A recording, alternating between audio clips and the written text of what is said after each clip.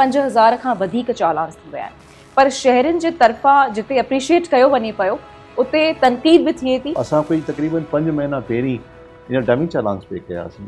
ॻाल्हि इहा आहे छा असां का नई शइ न कई आहे दुनिया में हर वॾे You think शहर this में। is not all of sudden? I think Karachi may be the one of the last cities जिते जेको आहे सो इम्प्लीमेंट थियो आहे। छा रियल डिसिप्लिन माण्हुनि में आणे सघंदो? तो जेकॾहिं हिकिड़ो माण्हू आहे जेको वायलेशन करे थो जे अगेंस्ट हुनखे फाइन वञे थो, हू फाइन जेकॾहिं भरींदो त हुनखे फील बि थींदो ऐं नेचुरली अॻी दफ़ा जेको आहे सो कोशिशि कंदो त उहो इन क़िस्म जी एक्टिविटी न करे। त सिंध जे उत्तर वारे इलाइक़नि में जेकॾहिं तव्हां खां पुछिजे त हिन वक़्तु लॉ एंड ऑर्डर जो स्टेटस छा आहे? उहो त हिकिड़ो अहिड़ो प्रोसेस आहे जेको असांखे कंटिन्यूअस एफर्ट जी ज़रूरत आहे, पर इन शइ खे तव्हां ज़रूरु ऑब्ज़र्व कयो हूंदो कि असां को टाइम हूंदो हो जो राति जो ॿाहिरि न निकिरंदा हुआसीं। असांजो जेको आहे सो रोड इन क़िस्म जा सेफ न हूंदा हुआ।